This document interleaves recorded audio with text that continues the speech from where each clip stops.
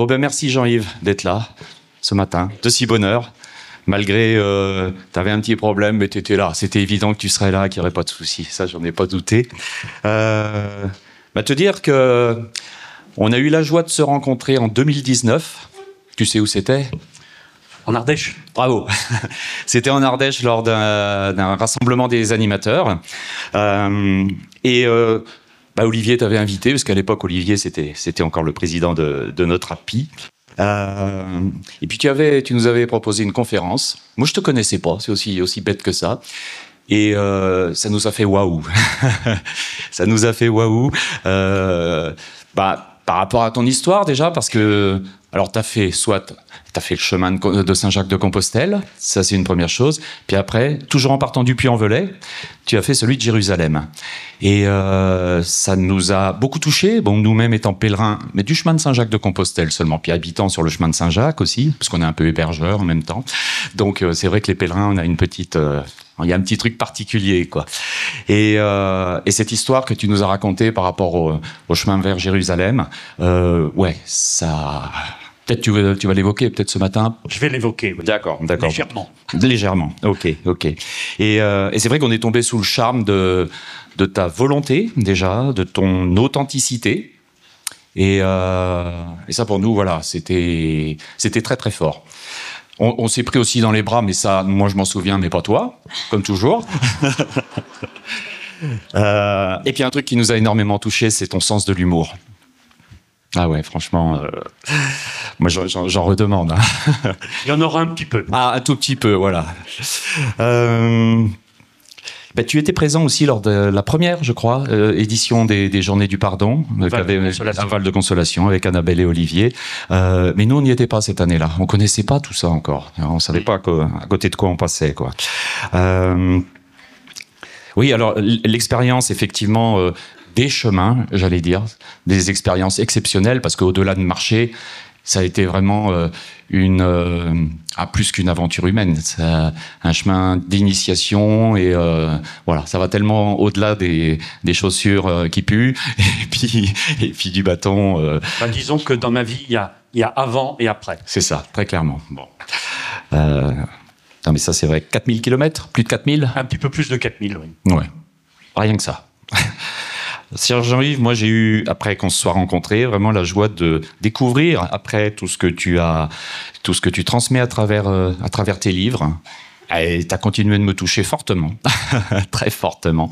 À un moment donné aussi, où c'est tombé pile poil, j'ai eu entre les mains l'accompagnant, en particulier, parce que par rapport à tous les livres que tu as pu proposer, et celui-là m'a particulièrement touché. Voilà. Bon, c'est une petite parenthèse sur celui-ci, mais qui pour moi veut dire beaucoup.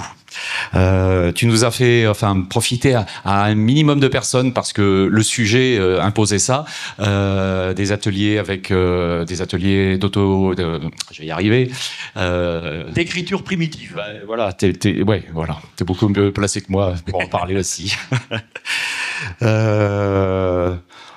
Écoute, moi j'ai envie de te laisser la parole parce que 9h10, tu vois, j'ai déjà pris un peu sur ton temps, jusqu'à 10h20, mais on va pas parler de la fin. On est au début, là, tout de suite. Hein, ok ? D'accord. Merci à toi, Jean-Yves. Bon, c'est impressionnant parce qu'il y a du beau monde. Hein. Ah, c'est vrai. Hein. Écoutez, alors je vais me présenter. Ça va, au niveau du micro, c'est bon ? Non. Oh. Donc je me présente succinctement. Voilà, je vais pas tout raconter, mais j'ai créé la thérapie par l'écriture, c'est mon activité principale, la thérapie par l'écriture, et je l'avais présentée en 1992 au salon Médecine Douce à Paris.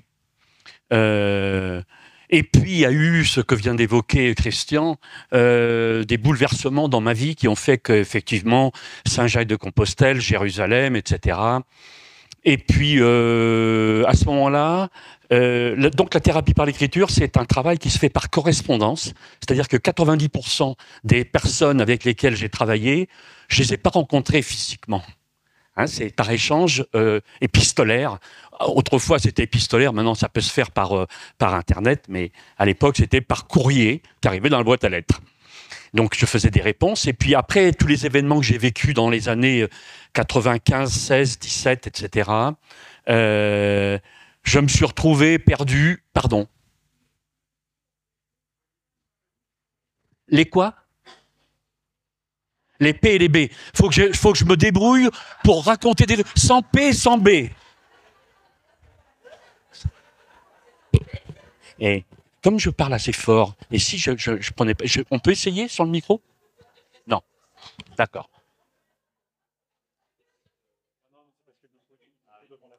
Alors, il semblerait que ce soit mieux. Est-ce mieux, messieurs, dames? Bon. Parfait, parfait. Donc, je me suis retrouvé dans un petit studio à Niort, etc. J'étais perdu. Et là, je me suis dit... je vous raconte ça parce que vous allez voir, c'est amusant. Je me suis dit... Parce que 20 ans avant, j'avais créé une association qui s'appelait Aspiral, Association pour le développement spirituel. Et où j'avais d'ailleurs eu l'honneur, quelques années plus tard, d'être catalogué dans les 500 sectes de France. J'ai jamais su pourquoi, on m'a jamais interrogé. Je suppose que c'est parce que dans l'intitulé, il y avait Association pour le développement spirituel. Voilà, sûrement. Enfin, peu importe. Et donc, je me retrouve à Niort. Et ah oui, dans le cadre de cette association Aspiral, un été, j'avais mis en place des ateliers, un atelier de poterie, etc. Et puis, j'avais une amie à Paris qui, elle, faisait des ateliers d'écriture. Donc, elle était venue, elle m'a dit, si tu veux, j'anime un atelier d'écriture. Très bien. OK. Du coup, j'ai su ce que c'était. Moi, je savais pas ce que c'était avant.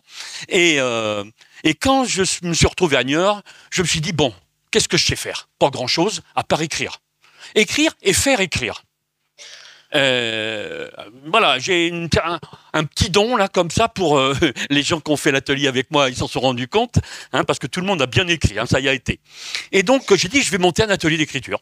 Donc, j'ai été voir la presse, j'ai dit, je suis Monsieur Revaux, et je crée un atelier d'écriture, ce que je n'avais jamais fait. Donc, OK, il y a des articles qui passent, et j'ai du monde qui s'inscrit à mon atelier. Et alors, chose extraordinaire, dans une vie antérieure, enfin, je veux dire 25 ans avant, moi j'étais dans la publicité, dans l'écriture aussi, dans la publicité. Et j'avais un ami qui lui aussi avait quitté ce monde-là, que je n'avais jamais revu, Dominique, ça faisait au moins 12 ans que je ne l'avais pas vu. Comment a-t-il fait pour me retrouver? Je n'en sais rien. Un jour ça sonne, c'était lui. On parle, on échange, je raconte mes malheurs, il m'avait beaucoup raconté les siens autrefois, et...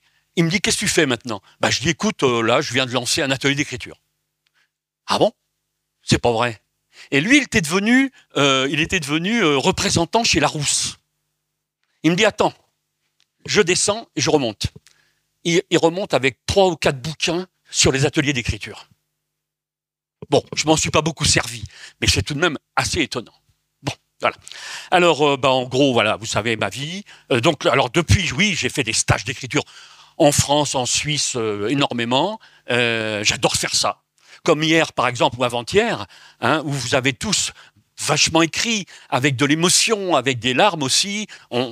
Et ça, pour moi, c'est vraiment... enfin, j'allais dire, ça fait presque partie de mes missions. Bon, moi, j'écris, bien sûr. J'accouche de moi-même, en quelque sorte. Mais aider les personnes, susciter leur propre accouchement à travers des textes qu'ils écrivent eux-mêmes et auxquels ils ne s'attendent pas, bon, ça c'est bonheur. Donc me voici ici aujourd'hui, et il était prévu que je passe en seconde partie. Au départ, c'était Monsieur Olivier Clerc qui devait passer en première partie. Alors là, ça m'a foutu la trouille.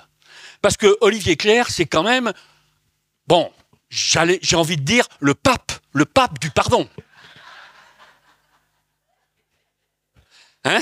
Bon, et moi qui ne suis même pas un enfant de cœur dans ce milieu, là je me sentais un peu dépassé. Et le hasard ou je ne sais quoi a fait que je passe avant Olivier, qui finalement du coup deviendra la cerise sur le gâteau. Alors, il y a 4 ans ou 5 ans, je me rappelle plus, pour les fameuses journées des animatrices et animateurs de Cercle de Pardon, j'étais donc intervenu à la demande d'Olivier, et j'avais fait une conférence en 2 parties. Une partie qui était un peu technique sur sur différentes choses, mais la seconde partie, justement, ça parlait de mes aventures personnelles, des raisons pour lesquelles j'étais parti à Jérusalem en particulier. Et donc, comme je l'avais dit à l'époque, ça avait fait rire tout le monde, il y avait une partie avec lunettes et une partie sans lunettes, parce qu'il y a une partie que je lisais et l'autre, non, c'était comme ça, quoi. Et là, j'avais tellement peur d'intervenir aujourd'hui parce que j'avais suggéré à Christian un titre de conférence que vous avez certainement vu quelque part, les 3 formes du mal, les 3 formes du pardon. Pourquoi ? Parce que il y a plus d'1 an maintenant, 1 an et demi déjà, j'avais commencé à travailler sur un livre, alors un livre extrêmement ambitieux, trop sans doute pour moi, qui s'appelait Sur le bien et le mal. Vaste sujet. Et puis, en fait, je m'en suis pas sorti. Il est toujours en cours. Bon. Mais en même temps, je travaillais sur un autre livre qui, lui, est sorti, que le voilà, sur l'inceste et la conscience. Parce que je suis alors, d'une part, parce que dans le cadre de la thérapie par l'écriture, j'ai eu beaucoup de personnes, pas que des femmes, mais aussi quelques hommes, qui ont été victimes d'abus divers et variés, malheureusement. Et donc, je suis sensible à ça, d'une part. Et d'autre part, je suis très proche de l'association SVS, Stop aux violences sexuelles. Et l'association la plus proche régionale la plus proche de chez moi, ils m'ont demandé de réfléchir à ce sujet de l'inceste qui est malheureusement est très fréquent. Donc, je me suis mis à travailler là-dessus et donc ce livre est sorti. Et puis, s'agissant d'intervenir aujourd'hui, je ne me suis pas senti capable d'improviser comme je sais le faire, par exemple sur l'écriture libératrice, puisque ça c'est mon cheval de bataille et là j'ai pas besoin de notes, et là non, là j'ai écrit. Donc, cela dit, ça va rester vivant quand même, hein. Mais j'avais peur de me perdre en route, donc j'ai écrit. Alors voilà. Pardon ? Non, parce que figurez-vous que j'en ai plus besoin. Non, je plaisante. Mais j'ai tapé mon texte encore 14. Donc, en 14, je déchiffre.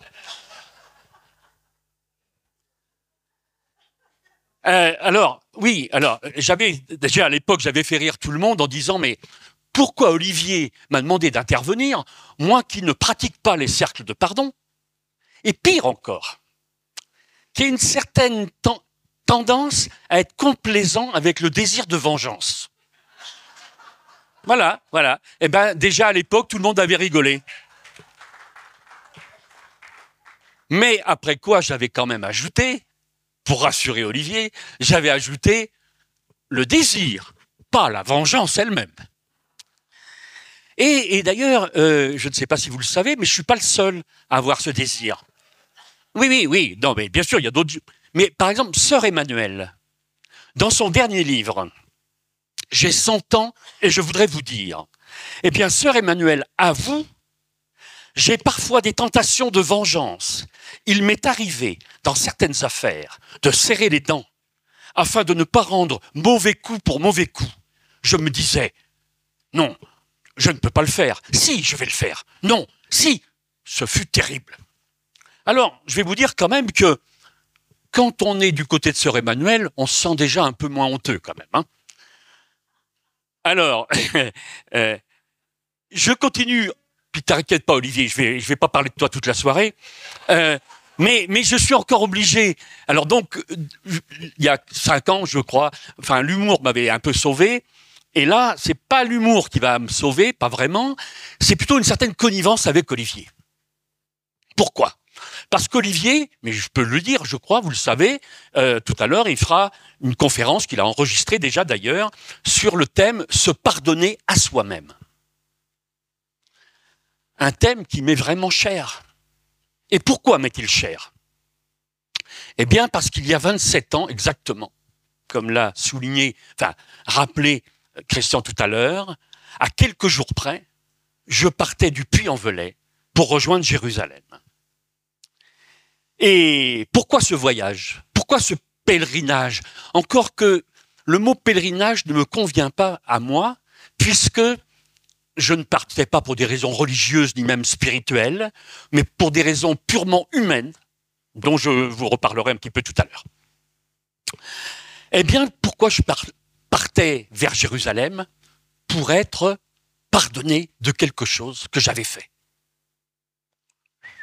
Fichtre, vous dites-vous, il avait dû faire une sacrée bêtise, ou plutôt non, une énorme faute pour s'infliger pareille épreuve.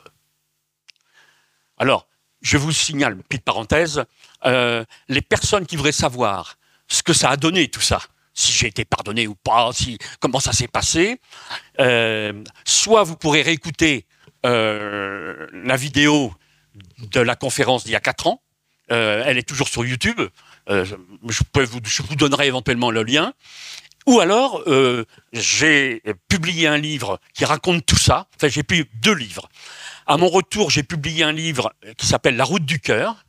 C'était chez Trois Fontaines, qui a été racheté ensuite par Jouvence. Mais j'avais pas tout dit. Je pouvais pas. C'était trop frais, trop douloureux, trop difficile. Mais 10 ans plus tard, je m'y suis remis et là, j'ai tout dit, si j'ose dire. J'ai tout dit et grâce à Olivier, toujours Olivier, eh bien, ça a été publié. Ça s'appelle Les 7 démons sur le chemin du pardon. Et ça a été publié chez Très Daniel. Alors, revenons à la notion de bêtise et de faute. D'ailleurs, quelle est la différence entre les deux, hein? La bêtise, bon, c'est un peu enfantin, une sorte d'erreur involontaire, innocente, qui ne prête pas trop à conséquence, qui n'a rien à voir avec le mal, et que du coup, l'on peut pardonner facilement. Mais la faute, là, on entre dans un autre registre, car le mot sous-entend la notion de responsabilité, voire de culpabilité. Les enfants font des bêtises, mais les adultes, des fautes. Quelle était donc celle que j'avais commise pour m'infliger un pareil chemin douloureux de plus de 4000 km après avoir vécu, près 1 an et demi environ plus tôt, le chemin de Compostelle? Je vous vois, là, je vous sens, dans l'attente impatiente de la réponse. Eh oui. Si, ben oui. Eh ben non, je ne vais pas vous le dire. Pas maintenant. Je vais vous laisser avec votre frustration. Mais la frustration, état qui a, quoi qu'on en dise, bien des vertus. Mais ça, ce serait le sujet d'une autre conférence. Bon, allez, je vais vous le dire. J'avais commis une faute vis-à-vis d'une personne importante pour moi, mon épouse, en vérité. Et je voulais, plus que tout, que cette personne me pardonne.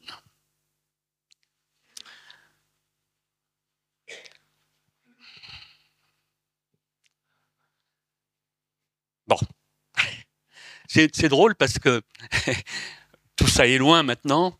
Et vous voyez, d'évoquer ça, ça coince un peu. Alors, je reviens maintenant à la réalité de maintenant, à l'inceste.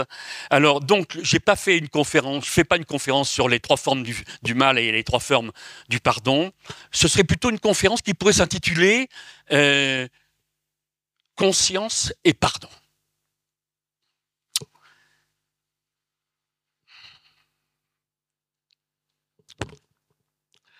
En fait, comme je viens de parler un peu comme ça, j'ai squeezé des passages.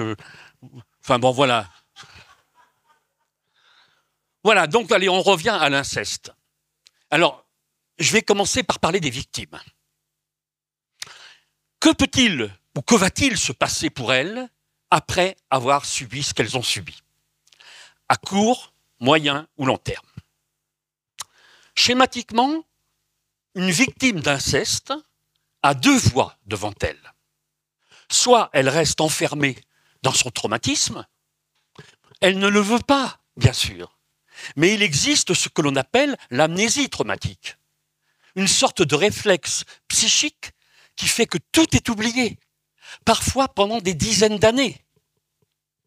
C'est assez comparable d'ailleurs à un évanouissement quand on subit une trop grande douleur physique. Voilà, comme ça, on n'a plus mal, on est évanoui. Eh bien là, c'est pareil. D'ailleurs, à ce sujet, à propos de l'amnésie traumatique, il est assez horrible, j'avais un autre mot à la bouche, mais bon, on va dire horrible, que ces personnes, les personnes qui ont retrouvé la mémoire, subissent, une fois leur mémoire revenue donc, qu'on leur dise qu'elles parlent de tout ça bien tard, qu'elles auraient pu quand même, sous-entendant presque, qu'elles auraient été complices de ce qu'elles avaient subi. Mais quelle violence! Les gens ne se rendent pas compte. Mais c'est horrible. C'est d'ailleurs la raison pour laquelle ces personnes ont tant de difficultés pour évoquer ce qu'elles ont vécu, par crainte de n'être pas crues, et pire même, d'être jugées. Cela me fait penser aux prisonniers en 1945 qui revenaient des camps de concentration.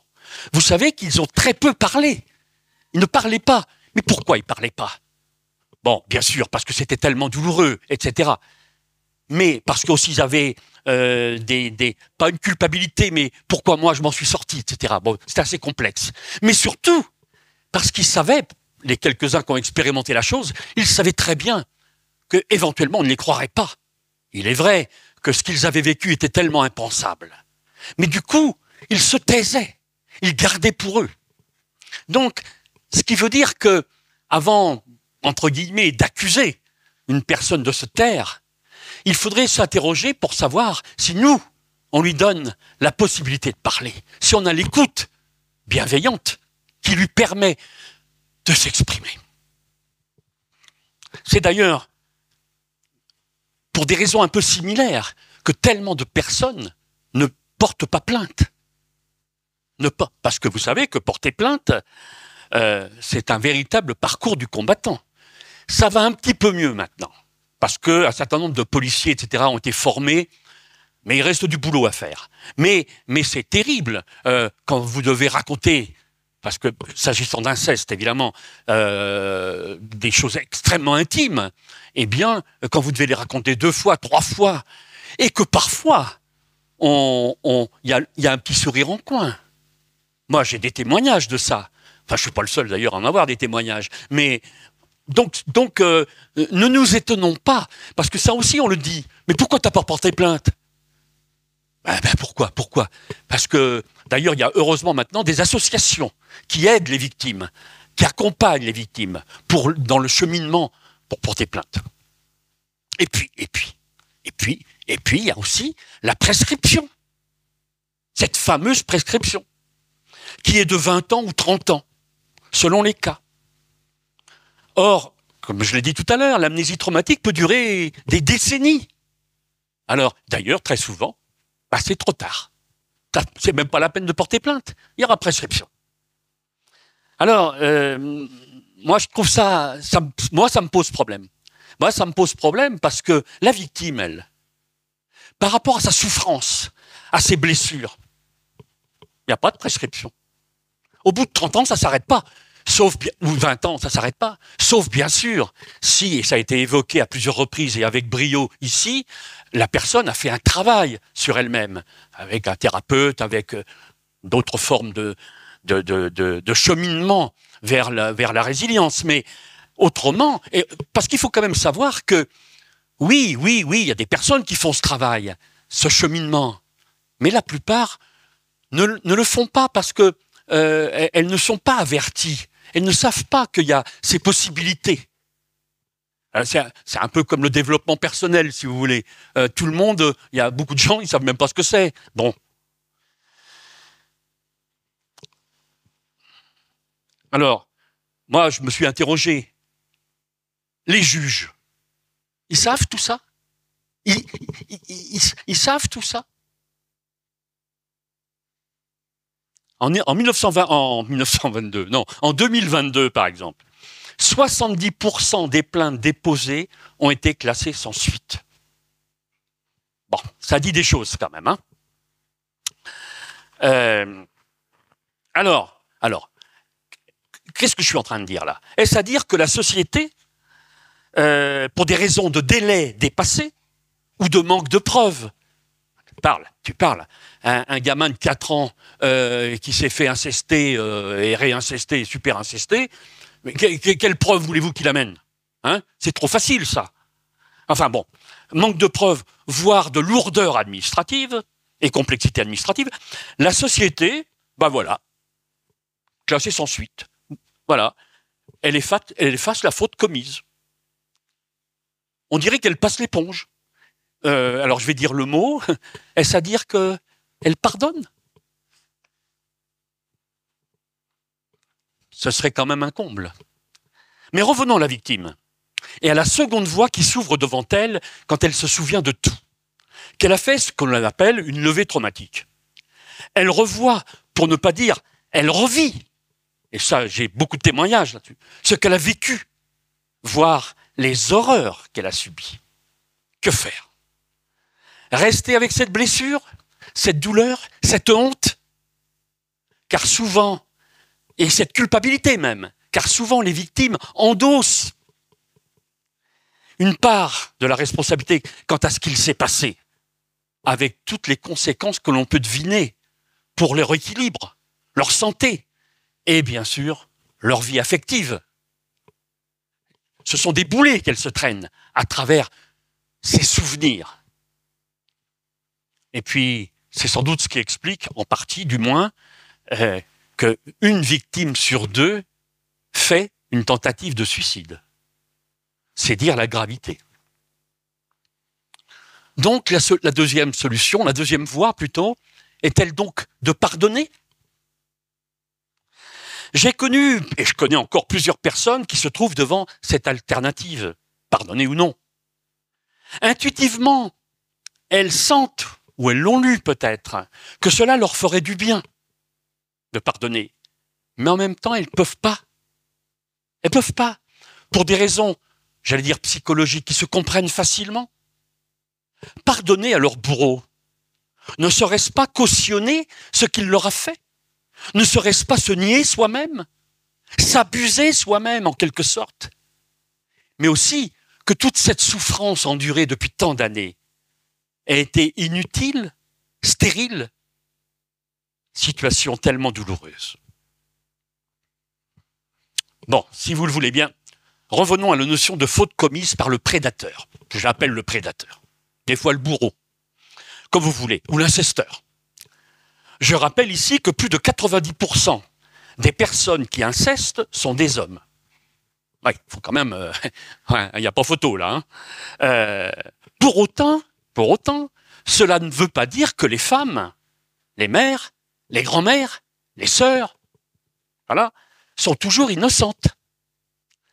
Comment, par exemple, je connais ce cas personnellement, comment pardonner à une mère qui voit sa fille violée devant elle par son amant? Ça paraît invraisemblable, des choses comme ça. Ça me paraît invraisemblable. Donc, dans mon livre, j'ai tout un chapitre sur les femmes et leur éventuelle responsabilité. Ce n'est pas le cas de toutes, hein, bien entendu, mais c'est assez subtil et tortueux, tout ça. Mais pour l'intervention d'aujourd'hui, je vous le dis tout de suite, je ne me suis pas placé dans l'optique de la victime qui pardonne ou ne pardonne pas. C'est, si j'ose dire, son affaire, en quelque sorte, même si je vous ai rappelé précédemment quelques éléments montrant la complexité de la situation. Pour les personnes qui sont prêtes à pardonner, c'est vrai que les cercles de pardon, notamment, en particulier, représentent un formidable moyen de libération. Je ne développe pas ce sujet, vous le connaissez mieux que moi. Enfin, la plupart d'entre vous le connaissent mieux que moi. En fait, pour cette intervention, je me suis plutôt placé dans l'optique de la société avec un grand S, laquelle doit juger la faute commise, celle de l'inceste donc, qui de tout temps, je le rappelle, dans toutes les sociétés, a été réprouvé, ce qui ne l'a pas empêché d'être abondamment pratiqué. Mais pourquoi l'inceste est-ce une faute si grave? Bon, là, je ne vais pas parler biologiquement, consanguinité, etc., et les conséquences que ça peut avoir. Non, pour moi, c'est grave. Enfin, pour moi, pas que pour moi, mais c'est grave pour les raisons que j'ai dites tout à l'heure, à savoir une personne incestée sur deux a déjà fait ou fera une tentative de suicide. Et puis, il faut le dire, les victimes d'inceste sont marquées à vie et passent presque toujours à côté de ce qu'aurait pu être leur vie.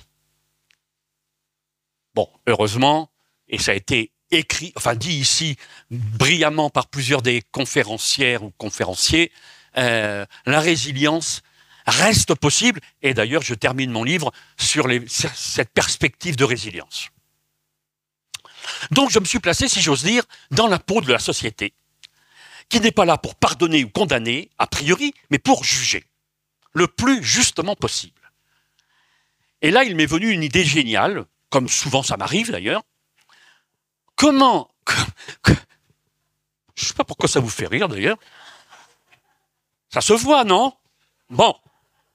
Comment juger de la manière la plus juste possible une faute sans évoquer la notion de conscience de celui ou celle qui a commis la faute?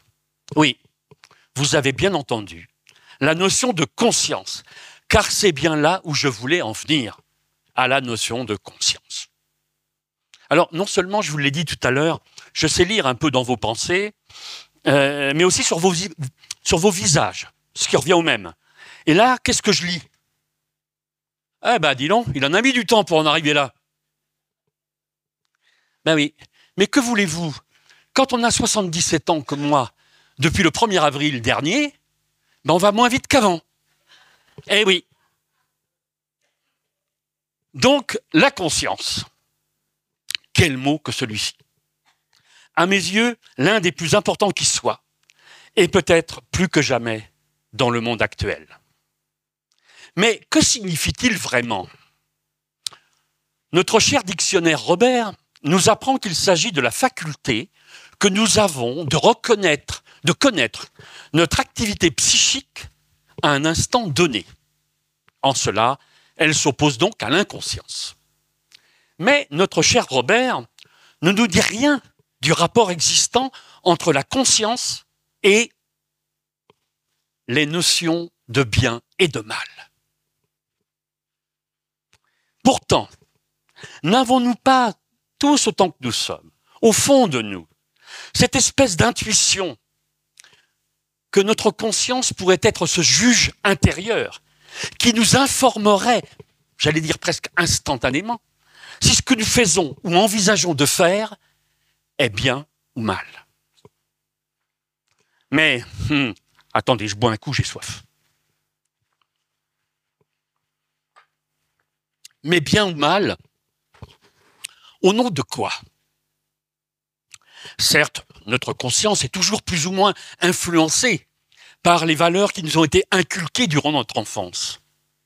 Selon notre milieu social, les comportements observés autour de nous, la religion à laquelle nous appartenions, les déclarations des uns et des autres, les lois en vigueur, nous nous faisons notre idée personnelle du bien et du mal. Si j'insiste sur cette notion de conscience, c'est parce que je me demande s'il ne faudrait pas d'abord regarder les prédateurs sexuels sous cet angle de la conscience et se poser cette question que je crois fondamentale: jusqu'où sont-ils conscients du mal qu'ils font? Permettez-moi à ce sujet, ici, là, d'ouvrir une parenthèse en espérant d'ailleurs que je saurai la refermer. Car vous n'êtes pas sans ignorer qu'une parenthèse ouverte doit toujours être fermée. Sinon, c'est le drame.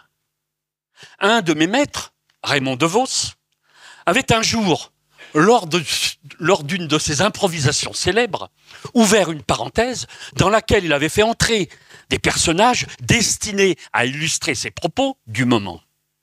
Mais emporté par son inspiration, Il avait fini par revenir à son sujet initial sans fermer la parenthèse.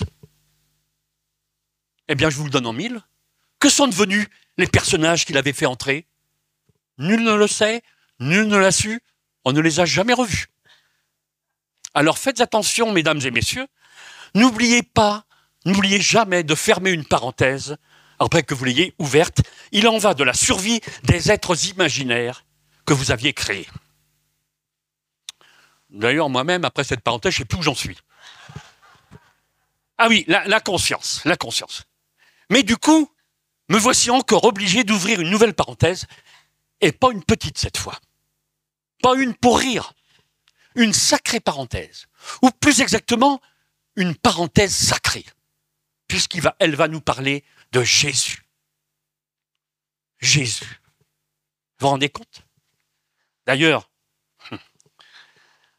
bon, je vais vous le dire, quand je suis arrivé vendredi, j'ai pas pu m'empêcher de passer au Puy-en-Velay et de monter à la cathédrale d'où j'étais parti, il y a 27 ans. Et là, qu'est-ce que je vois sur un mur non loin de la cathédrale, écrit en gros, enfin un tag quoi, Jésus revient. Oh, Jésus revient. C'est pas rien quand même. Eh bien les gens y passaient. Ah, Jésus revient. Il y en avait même qui disaient, ah ben il a mis le temps.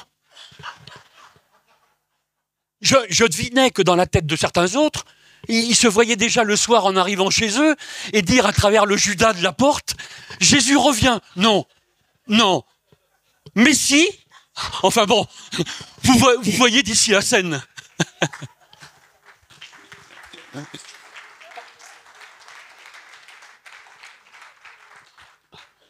Bon, allez, on redevient sérieux. Et faisons un peu d'histoire, si vous le voulez bien. Vous savez que Jésus a été crucifié, il y a un peu plus de 2000 ans. D'ailleurs, paraît-il que c'était pour racheter nos péchés, c'est-à-dire nos fautes. Là, je vous avoue, j'y comprends pas grand-chose. Parce que, il y a 2000 ans, c'était bien avant que je sois né. Bien avant ma naissance, bien avant que j'ai commis la moindre bêtise, la moindre faute, le moindre péché. Bon, c'est comme ça. Mais vous vous souvenez de ce qu'il avait crié avant de mourir? En levant les yeux au ciel. Mon Père, pardonne-leur, car ils ne savent pas ce qu'ils font. Bon, c'était une traduction, hein. Si ça se trouve, les vraies paroles, c'était Mon Père, pardonne-leur, car ils ne sont pas conscients du mal qu'ils font. Alors là, je vous laisse quelques instants, hein, parce qu'on est encore le matin. Voilà. Mon Père, pardonne-leur, car ils ne savent pas ce qu'ils font, que je traduis moi par Mon Père, pardonne-leur, car ils ne sont pas conscients du mal qu'ils font. Là, nous y voilà.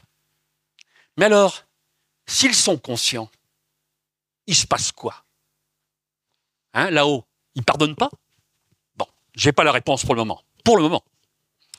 Prenez par exemple un être qui ne comprend pas le mal qu'il fait à une personne, soit par l'inceste, le viol ou pour toute autre action dégradante sur cette personne, cette victime en fait. Peut-il être comparé en termes de responsabilité, de faute, à un être qui, lui, est parfaitement conscient des conséquences de ses actes? Par exemple, quand sur la route, vous avez un panneau vous interdisant de dépasser 50 ou 80 km/h, et que vous enfreignez cette consigne, et que vous êtes pris, c'est simple, il y a un barème, 90 ou 150 €, et puis je ne sais pas combien de points en moins. Et vous aurez beau dire, cela ne changera rien, le barème, c'est le barème. Dans le cas de l'inceste, c'est beaucoup plus complexe.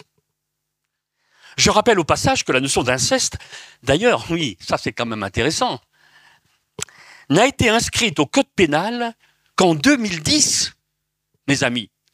La notion d'inceste n'a été inscrite au code pénal qu'en 2010, et pire que ça, elle a été rapidement abrogée.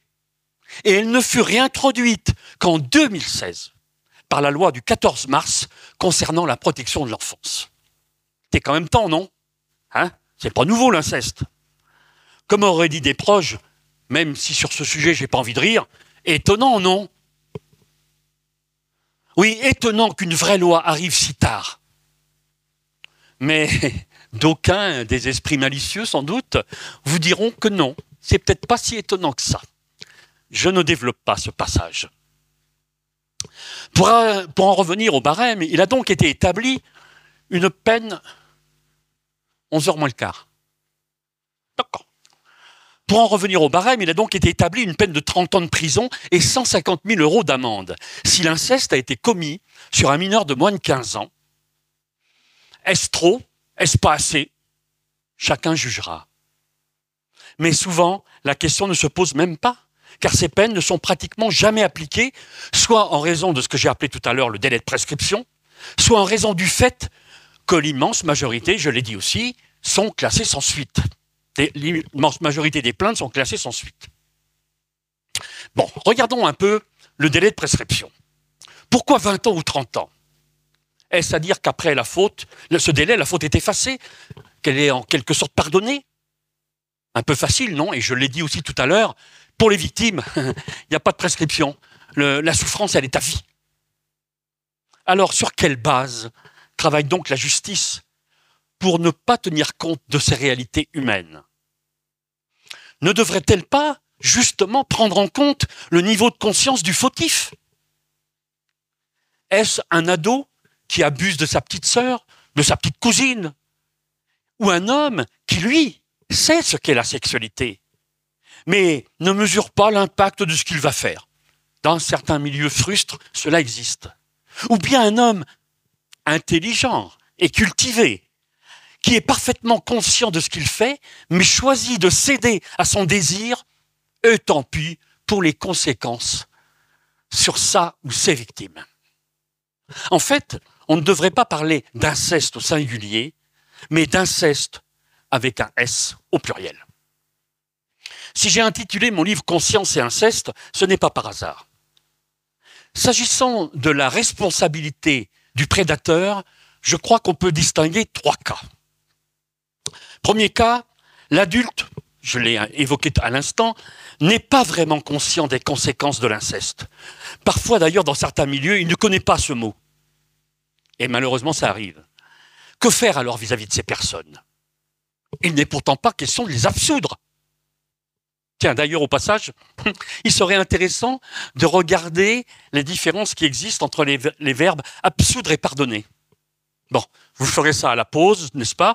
Ou alors cette nuit, quand ma conférence vous empêchera de dormir. Mais en cas de jugement, ne conviendrait-il pas d'adapter les peines? Si peine il y a, puisque la justice paraît tellement complaisante sur ces sujets, inceste, pédophilie, viol, etc. Car peut-on dire que ces personnes-là sont vraiment des adultes? Jusqu'où sont-elles responsables de leurs actes? Deuxième cas, le prédateur, l'adulte, est bien conscient de l'interdit qu'il franchit et du mal qu'il fait à sa victime, avec les conséquences. Traumatisme, dévalorisation de soi, perturbations psychologiques, somatisations diverses, etc. Mais il choisit quand même de privilégier malgré tout son désir personnel. Il me semble que là, nous flirtons de près avec la notion de faute, peut-être même de mal, avec un grand M. Je vais donc me permettre encore une nouvelle parenthèse. Je suppose qu'il vous est, à vous aussi, arrivé d'être confronté à ce que l'on appelle un cas de conscience. C'est-à-dire que vous êtes écartelé entre un désir de ceci ou cela, et en même temps, une sorte de petite voix intérieure qui vous dit « Oh non, fais pas ça, tu vas faire du mal. » Bon, je caricature un peu, mais il y a de ça, quoi. Nous avons tous vécu quelque chose de cet ordre. Alors, qu'allons-nous choisir? La voie de notre désir égoïste? Et je précise que je n'ai rien contre l'égoïsme, qui est une énergie ou caractéristique indispensable à la survie. Ou alors, nous allons suivre la voie la petite voie dont je parlais, que je pourrais appeler la petite voie de la sagesse. En son temps, pour revenir à mon propre chemin de Jérusalem, vous devinez bien quelle voie j'avais choisie dans mon dialogue intérieur. Voilà. Bon. Mais je ne suis sûrement pas le seul à avoir négocié avec la petite voix, avançant toutes sortes d'arguments, en apparence logiques, mais qui n'avaient en fait pas d'autre objectif que de m'autoriser, en toute bonne conscience, bien sûr, à réaliser mon désir, en fait. C'est donc ce qui m'a permis de vivre ce que j'avais envie de vivre. Et tant pis pour ma victime. Enfin, je dis tant pis, c'est pas tout à fait vrai, parce que, bon, ça c'est pas dans... J'avais pas prévu de dire ça, mais j'ai envie, parce que je voudrais quand même pas passer pour un fiefé salaud, quand même.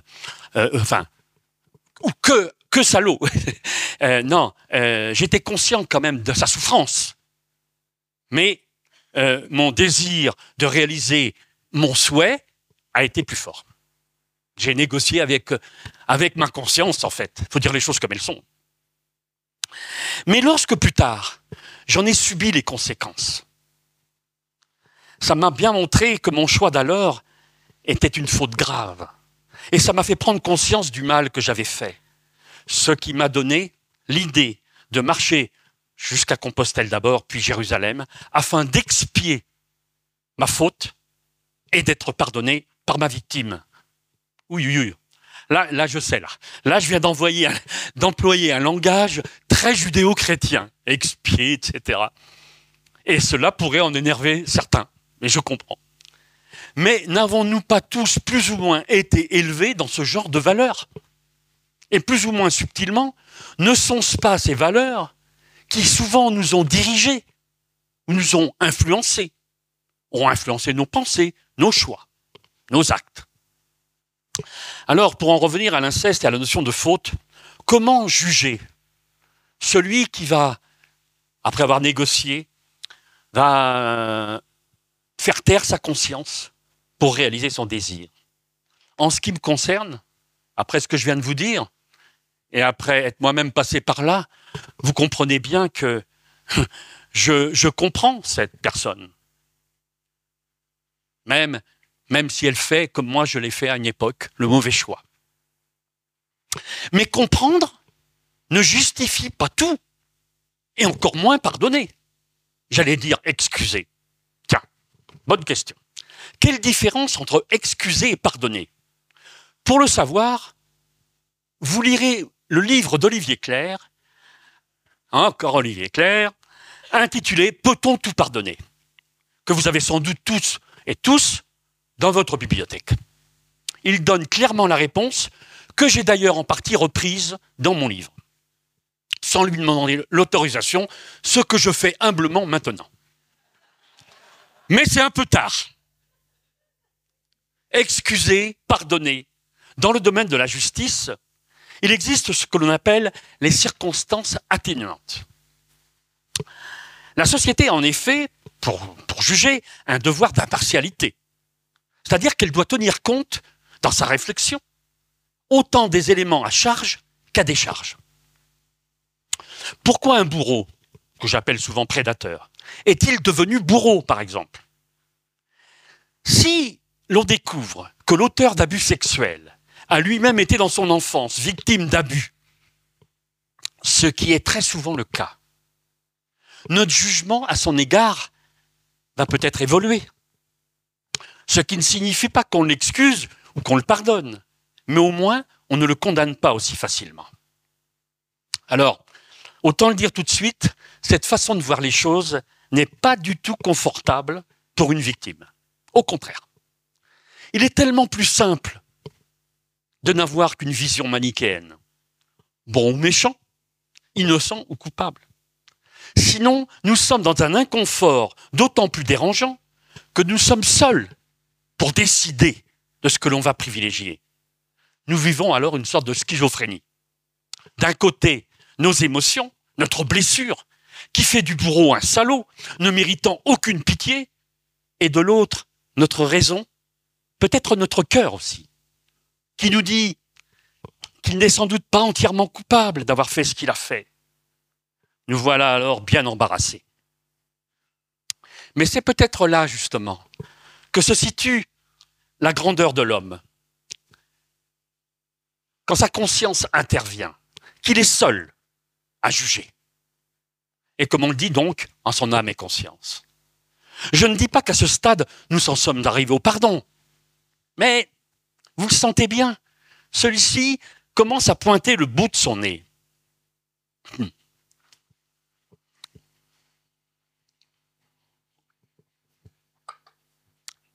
Troisième cas, l'adulte sait parfaitement ce qu'il fait.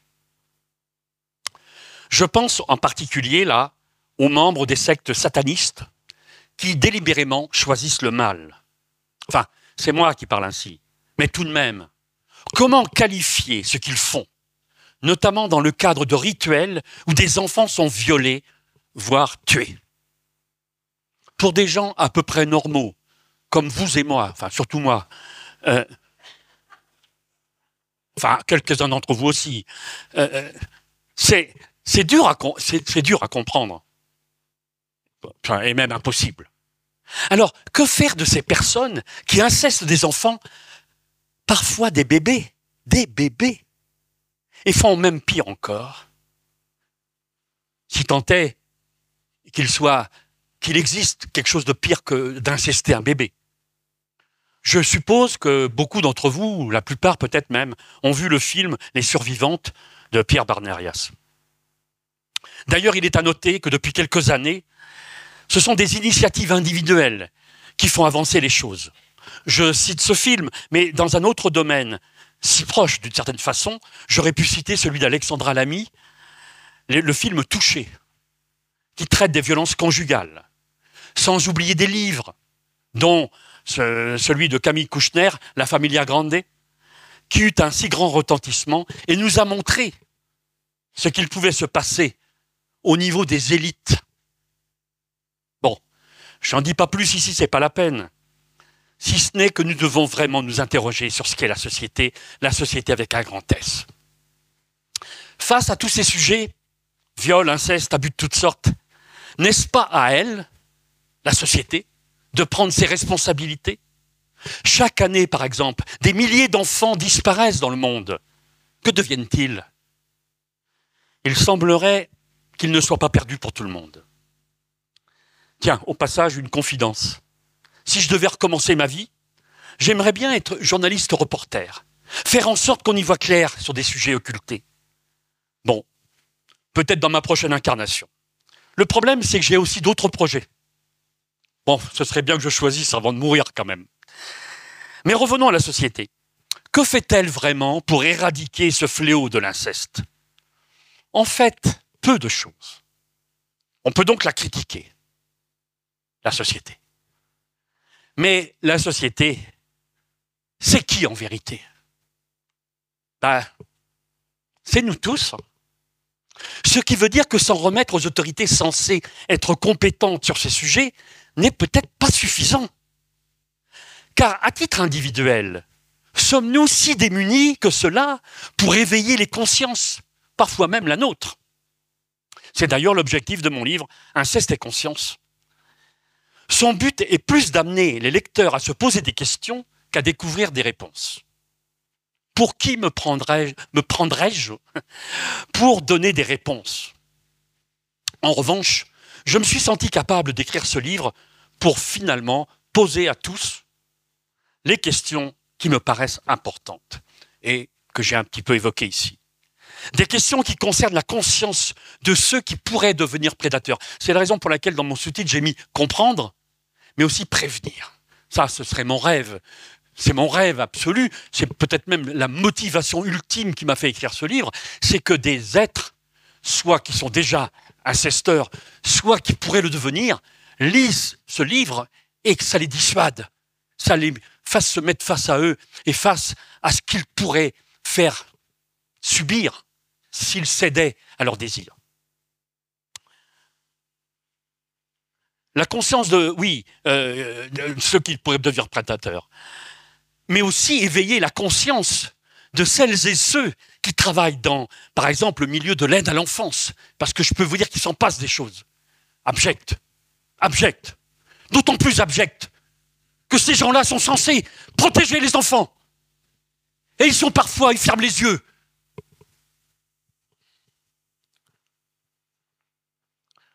Oui, ils ferment les yeux sur ce qu'ils perçoivent, sur ce qu'ils devinent, sur la conscience des magistrats. Et finalement, la conscience de nous tous. Car si les choses sont ainsi, c'est peut-être parce que toutes ces personnes que je viens de citer ne sentent... Alors, oui, je vais leur donner une excuse, en l'occurrence. Si elles ne tirent pas la sonnette d'alarme, c'est peut-être parce qu'elles ne sentent pas autour d'elles un vrai soutien. Parce que, je reconnais, moi j'ai discuté avec des instits, puisque quand même, dans une classe de 30 élèves, on sait qu'il y a au moins 3 élèves qui sont incestés. C'est des moyennes, bien sûr, moyennes. Bon, vous n'allez pas me dire qu'il n'y a aucun signe qui montre, que ce soit des signes comportementaux, ou par les dessins, ou que sais-je. Seulement, et moi j'ai connu des cas comme ça, d'instits qui m'en ont parlé, ils se sentent seuls. Parce qu'ils ont le devoir, comme les médecins d'ailleurs. Enfin bon, je crois que j'en parle un peu plus loin. Mais ils se sentent seuls. Alors, on se tait, on ferme les yeux. C'est humain, je veux dire, c'est humain. Est-ce qu'on ferait mieux, nous, j'en sais rien. Voilà. Les médecins, particulièrement les médecins scolaires, les enseignants, les éducateurs, bien sûr, mais aussi nous tous, qui devons ouvrir nos yeux, nos oreilles et notre conscience. Voilà. J'en ai presque fini. Je suis bien conscient, justement, que je ne vous ai rien appris, ou si peu, mais j'ai fait ce que j'ai pu. Il y a quelques années, quand j'étais intervenu à la demande d'Olivier pour les journées des animateurs et animatrices de Cercle de Pardon, j'avais terminé mon intervention par une chanson. Bon, là aussi, je vais terminer par une chanson. Mais cette fois, une chanson de moi. La seule que j'ai écrite et que j'écrirai sans doute jamais. Mais cette chanson a une histoire. Et pourquoi je vais vous la chanter? Parce qu'elle tombe bien. Elle parle de conscience et de pardon. Bon. Mais pourquoi? Qu'est-ce qui s'est passé? Il y a de ça quelques années, j'avais une amie en Suisse, je l'ai toujours d'ailleurs, et puis malheureusement, un jour, son fils est décédé dans un accident de voiture, il avait 35 ans. Alors, elle m'a appelé et elle m'a dit, Jean-Yves, elle m'a raconté son drame. Elle m'a dit, si tu pouvais, samedi, ce sont les obsèques, si tu pouvais être avec nous par la pensée. Bien sûr. Et le samedi en question, moi, je devais prendre la voiture, la route, pour aller voir ma mère, qui était elle-même en fin de vie d'ailleurs. Bon, je prends la route et sur les coups de 10 heures, puisque c'était l'heure qu'elle m'avait indiquée pour le début de la cérémonie, sur les coups de 10 heures, je me mets en pilotage automatique et je me branche sur mon ami, son fils, enfin bon, la famille, etc. Et figurez-vous que j'étais sur une 4 voies à ce moment-là, et d'un coup, alors j'étais pas trop présent, voilà, pilotage automatique, et d'un coup, sur la voie sur laquelle j'étais, une voiture était arrêtée. Je ne l'ai vue qu'au dernier moment. Heureusement, personne ne me suivait, donc j'ai pu faire un écart et passer. Mais je l'ai échappé belle. Bon, j'étais à quoi? 100 à l'heure, pas plus. Mais à 100 à l'heure, tu rentres dans une bagnole, ça peut faire des petits dégâts. Bon, très bien. Sauvé. Et puis, je vais voir ma maman, qui est décédée depuis. Et donc, 2 jours après, je reviens pour rentrer chez moi. Je repasse par la même route, de l'autre côté, de la 4 voies. Et figurez-vous que, parvenu à quelque chose près, à l'endroit où j'avais failli avoir l'accident, qui aurait pu me coûter la vie éventuellement, là, dans ma tête, un déclic. Un texte. Un début de texte. Et en plus, merde. Accident. Ça marche toujours? Bon. Et en plus, il y avait la mélodie. Et ça faisait ça. Se peut-il qu'un jour Dieu nous pardonne d'avoir tant fermé les yeux?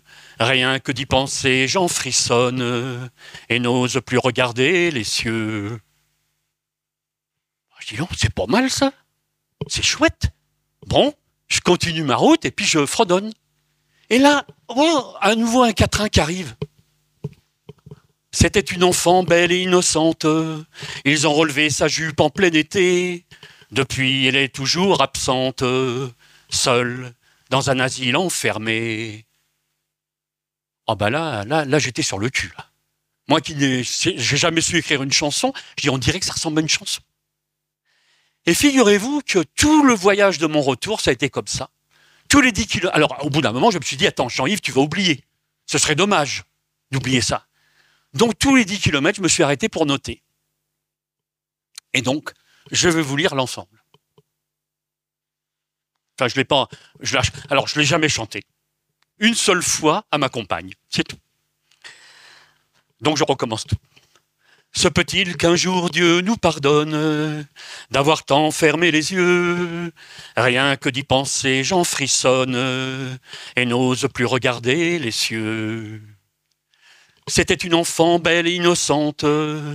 Ils ont relevé sa jupe en plein été. Depuis, elle est toujours absente, seule dans un asile enfermé. Ils sont partis pour faire la guerre dans des pays très très lointains, n'ont rien réglé, bien au contraire, mais on se tait, on ne dit rien. Se peut-il qu'un jour Dieu nous pardonne d'avoir tant fermé les yeux? Rien que d'y penser, j'en frissonne et n'ose plus regarder les cieux. Autrefois ici poussaient des fleurs, mais le progrès est arrivé. Ne reste plus que des pleurs, c'est la chimie qui a gagné. Il y avait bien les cris, les hurlements, c'était le gamin d'à côté, mais on se mêle pas de la vie des gens quand les portes sont bouclées. Se peut-il qu'un jour Dieu nous pardonne d'avoir tant fermé les yeux? Rien.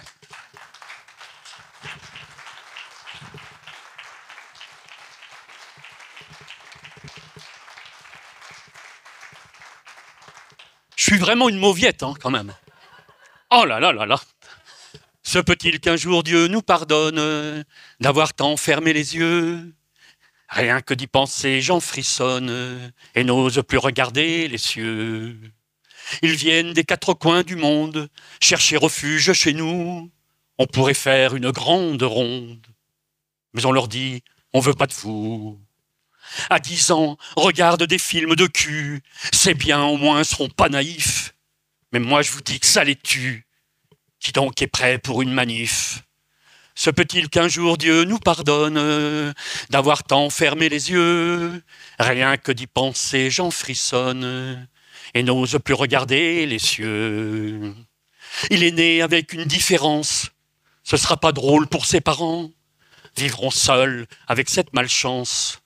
Dans ce monde indifférent, gagnent des millions à faire de la pub, se vendent pour tout sans conscience. On voit même plus qu'ils nous entubent, toutes ces stars de notre belle France. Se peut-il qu'un jour Dieu nous pardonne d'avoir tant fermé les yeux? Rien que d'y penser, j'en frissonne et n'ose plus regarder les cieux. Ils vivent plus longtemps qu'autrefois, devraient être drôlement heureux, mais se plaignent d'une seule visite par mois, sont vraiment emmerdants les vieux. Pourtant, tout n'est peut-être pas perdu, ça nous rendrait tellement heureux d'ouvrir nos portes, sourire dans la rue, nous montrer enfin plus généreux. Se peut alors que Dieu nous pardonne d'avoir enfin ouvert les yeux? Rien que d'y penser, j'en frissonne. J'ose à nouveau regarder les cieux.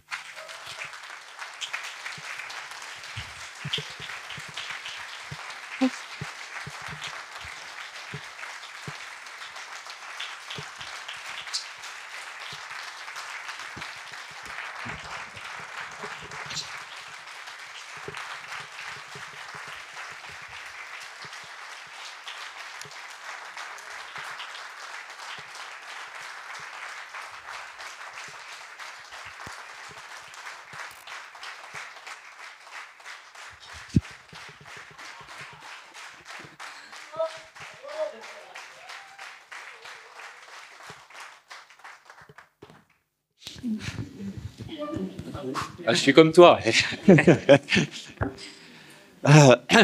Bon. C'est pas facile à dire, il nous reste 10 minutes, ou le tralala, c'est pas facile à dire, là. Posez ça, là, maintenant. En tout cas, on va quand même déjà te remercier vraiment du fond du cœur, parce que là c'est le cœur qui parle. Ah, je le rapproche, pardon. Voilà, peut-être vous avez envie de réagir. Possiblement. On va prendre quelques minutes pour ça, parce que c'est super, Graziella, t'es tout prêt. Moi, je veux bien réagir en tant que témoignage. Donc, j'ai subi pas mal aussi. Bref, peu importe. La dernière fois, c'était il y a 4 ans. Et j'ai pris le courage d'aller à la police. Pardon. Alors, ça a été très compliqué parce que on a la culpabilité. Alors, toutes ces années d'avant, j'avais la culpabilité, je l'assumais, tout allait bien, mais là, j'avais plus envie. Donc, ça a été très dur parce qu'en plus, sur mon chemin, cette personne-là était le président de l'association bouddhiste de là où j'habite.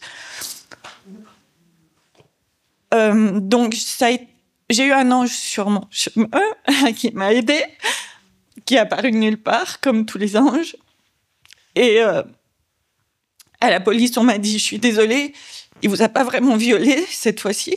Donc, on veut bien... nous, on peut rien faire. Allez essayer à la gendarmerie de l'autre ville. » Donc, je suis partie à l'autre gendarmerie et où ils m'ont dit « Peut-être que ça prendra des heures d'attente parce que, voilà, il faut traiter tout le monde et je sais bien que je suis pas toute seule. » Mais ils m'ont pris tout de suite. C'est une femme qui m'a pris. Elle m'a dit la même chose. De toute façon, on peut rien faire. Ça sera pas une plainte. Vous ne pouvez pas déposer plainte parce qu'il n'y a pas eu pénétration. Moi, je m'excuse, je parle cash. Ils m'ont dit, par contre, vous pouvez déposer une main courante. Donc, j'ai dit oui. J'ai dit oui parce qu'ils m'ont dit que s'il y a plusieurs personnes parce que je suis pas seule, en fait. Cet homme-là, il m'a pris moi, mais c'est parce que derrière, moi, heureusement, j'ai enfin compris que si moi j'agissais, j'allais pouvoir aider d'autres femmes ou d'autres personnes, en tout cas. Et ça, j'en avais pas conscience avant. Donc, j'ai continué le chemin. Et ils m'ont dit, en effet, s'il y a au moins une autre personne qui fait comme vous et qui dépose une main courante, cette personne-là il y aura une enquête ouverte officiellement contre elle. Ça, c'est le premier plan. Le deuxième point, c'est que après ce qui s'est passé, pardon, mais fallait pas chanter là. Après ce qui s'est passé, je suis allée le voir, mon agresseur, je vais l'appeler comme ça, et je lui ai dit que ça n'allait pas s'arrêter. Je suis rentrée à la maison, j'ai reçu un mail de menace contre ma fille, où il m'a dit, je vais aller, elle est venue, elle savait pas, elle est venue parce que enfin bref, voilà, il y a plein de personnes, c'est un domaine, tout ça. Elle était bénévole aussi là-bas, comme de nombreuses autres jeunes femmes. Et donc, il m'a menacé, il m'a dit, mais je vais aller porter plainte contre elle parce qu'elle a fait ceci, cela, etc. Et je lui ai dit, mais c'est une très bonne idée, mais ne t'inquiète pas. Moi, je vais aller avec elle à la police et je vais lui demander à elle de se justifier. Et il a très bien compris que c'était pas ça que je disais. Il a très bien compris que je lui disais que il me fait plus peur, en fait. J'ai plus peur.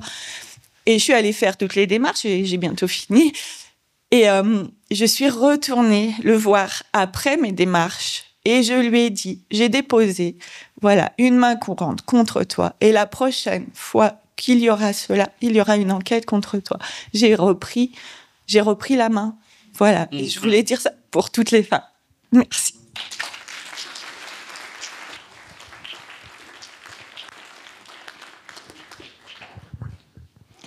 Je voudrais apporter quelque chose. Vous connaissez certainement tous Tina Turner. Et il existe un film absolument merveilleux qui s'appelle simplement Tina, qui raconte la vie de Tina Turner qui a été vraiment malmenée par son mari, mais ça montre son parcours et comment elle s'en est sortie. Donc ça peut être un exemple pour où ça peut donner du courage à ceux qui sont justement dans cet état de victime pour dire ça suffit maintenant, c'est terminé, je vais faire quelque chose. Tina, je crois même qu'il doit être sur YouTube gratuitement. Donc vraiment, c'est un film qui est un peu violent, mais qui peut vous apporter beaucoup de choses parce que voilà, c'est la violence, c'est ça. Merci. Merci. À ce propos, il y a un film extraordinaire qui est sorti il y a maintenant longtemps, mais qui est toujours, si j'ose dire, d'actualité, c'est le film Festen. Beaucoup certainement connaissent, c'est exemplaire. Il y a un livre d'analyse de Festen qui a été fait. Ah, peut-être bien.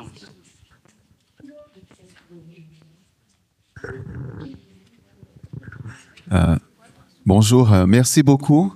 C'était magnifique, toute votre conférence sur la conscience. Et je me questionne car bon, je fais beaucoup de recherches aussi sur les spiritualités. Et je pense que la conscience, bon, vous avez dit c'est un mot très important, non, pour tout le monde. Et on est tous conscients, mais on est tous aussi conscients de nos qualités.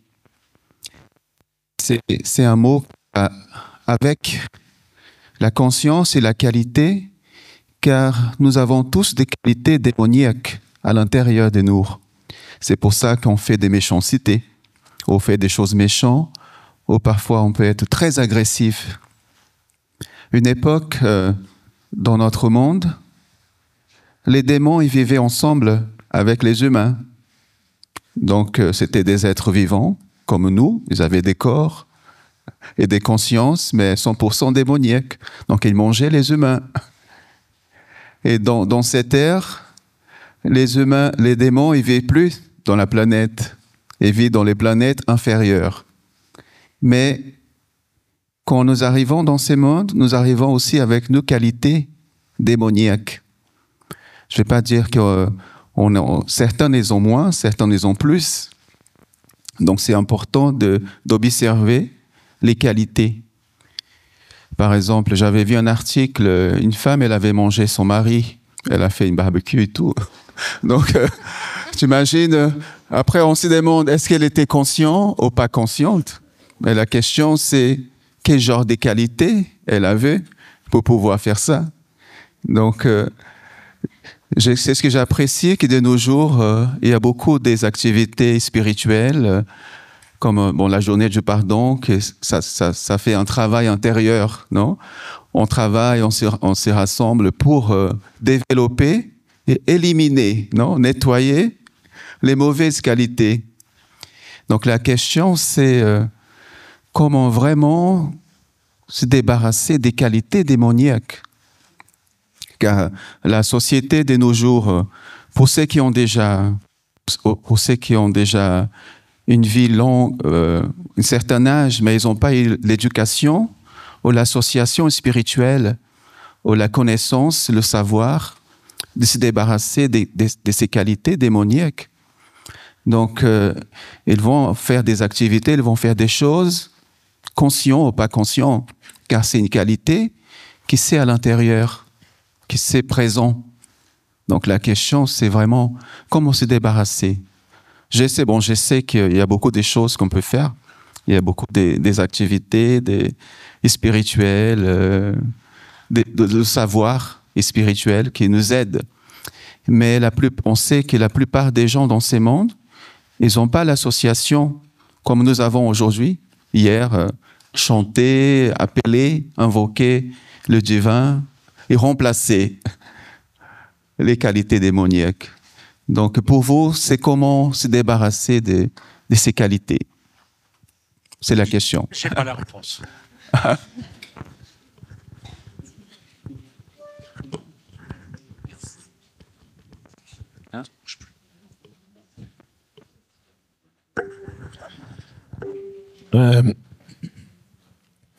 Je voudrais vous partager quelque chose. Moi, j'ai été juré de cour d'assises au cours de 2 procès. Donc, le premier, c'était un meurtre et le deuxième, c'était un viol. Donc, enfin, c'était de l'inceste, justement. Une jeune fille qui avait 16 ans au moment du procès, qui a été abusée pendant plusieurs années. Et la personne a pris 20 ans. Voilà, donc en fait, c'est juste pour dire que il y a quand même une justice et oui, des fois ça il y a arrive. eu des effets, voilà. Ouais. Tu parlais, Jean-Yves, d'avoir cette conscience collective. Alors moi, je suis directrice d'école et on porte en équipe question de la dénonciation. Et il n'y a pas très longtemps, en ce début d'année, j'ai dû faire 2 signalements à 15 jours d'intervalle. Donc il y a eu des enquêtes avec des propos très très très très lourds des enfants. C'était une fratrie. Et malheureusement, il y a eu non-lieu. Malheureusement ? Il y a eu non-lieu. Donc bien sûr, les parents sont venus nous voir très fiers. Donc on se trouve anéantis. On se trouve, ils nous disent forcément qu'ils nous font plus confiance, qu'on dit n'importe quoi, donc c'est très très dur à porter en équipe. Et ce qui est le plus difficile, c'est d'entendre l'enfant qui dit mon papa il est content parce que j'ai dit ce qu'il fallait. Qu'est-ce qu'il fallait? Et c'est très très très dur de se dire qu'il se passe des choses dans une maison et que les éduques, les personnes qui ont mené l'enquête n'ont rien vu. Et c'est très, très douloureux pour nous. Et donc, est-ce qu'on va oser refaire On se dit, mais c'est du temps de concertation entre nous. C'est des discussions. Qu'est-ce que je fais? Je vous jure qu'en tant que directrice, quand on est, ou d'autres personnes qui sont ici, des médecins comme tu le nommais, ou autres, ou à titre individuel, de poser par écrit tout ce qu'on a entendu, c'est pas négligeable, et se dire on passe à côté, quoi. Et ça, c'est extrêmement difficile. Ah ouais. Ouais. On va pas pouvoir prendre malheureusement toutes les questions parce que le temps a ses limites, mais appel. C'est pas vraiment une question, mais simplement d'avoir en conscience que l'enfant, c'est pur amour inconditionnel. Tous les enfants. Et que tous les enfants pensent que leur amour peut sauver leurs parents. C'est une dynamique qui existe chez tout le monde. On pense toujours que notre amour peut sauver nos parents. C'est un point important parce que ça explique plein de choses. C'est que l'enfant, il est tellement amour inconditionnel pour ses parents, comme la mère est amour inconditionnel pour ses enfants, ou le père, plus facilement la mère. C'est ce qui fait que l'enfant peut facilement protéger le prédateur, quoi. Oui, oui, tout à fait. Il y a une chose que je n'ai pas développée, on m'entend là, oui. Il y a une chose que je n'ai pas développée au niveau des enfants. Parce qu'il y a toutes sortes d'incestes. Il y a des incestes où l'enfant, j'allais dire, il est véritablement complaisant avec ce qui lui est fait. Parce que c'est son parent, il l'aime. Il l'aime. Et puis, si ça se trouve, j'allais dire, c'est horrible ce que je vais dire, c'est bien fait, c'est doux, c'est gentil. Et l'enfant, comme il ne sait pas ce que c'est que, qu'est-ce que ça veut dire toucher là ou là, il ne voit pas le mal ou le bien. C'est à l'adulte. Parce qu'il y a des enfants qui sont, comme je dis, relativement complaisants, mais ça n'implique en rien qu'ils sont responsables de quoi que ce soit. Voilà. Et pour eux, d'ailleurs, c'est très difficile après de travailler et de faire résilience, parce qu'ils se sentent encore plus coupables que les autres. Ben oui, je le laissais faire, et même j'allais sur ses jeux, enfin, etc. Donc, tu as raison de souligner ça. L'enfant, il a les parents, le tonton, etc. il a une ouverture du cœur, en l'occurrence, et parfois ça devient une ouverture du corps. Ouais, c'est ça. C'est grave. Une dernière, et puis on va être obligé de conclure. 30 secondes sur le sujet. Moi, j'avais le livre, pas le film, hein, le livre Le Consentement. Oui. De Valérie Springora, parce qu'elle pose vraiment le contexte. Comment ce prédateur a pu arriver dans sa vie du fait de l'absence de son père, etc. Et ce dont tu parlais sur la conscience du prédateur, où on voit quand même la société de l'époque, où il y a absolument aucune conscience, parce que lui est persuadé que ce qu'il fait, c'est très bien pour elle. Hein, il l'initie, etc. Et voilà. En tout cas, c'est comme ça qu'elle, on en parle dans le livre. Et je voulais surtout là parler d'une mini-série qui s'appelle Les yeux grands fermés avec Muriel Robin, et dans laquelle on a la problématique des enseignants. Il s'agit d'une grand-mère qui est jouée par Muriel Robin, qui met très longtemps à s'apercevoir, à accepter de voir l'inceste que subit son petit-fils, donc il s'agit de dénoncer ou pas son fils. Et on a également la problématique de l'école. Et c'était extrêmement bouleversant. Donc, voilà. Merci. Les yeux grands fermés. Un beau titre, malheureusement. Malheureusement. Bon, je crois qu'on va prendre maintenant le temps de t'applaudir et de te remercier.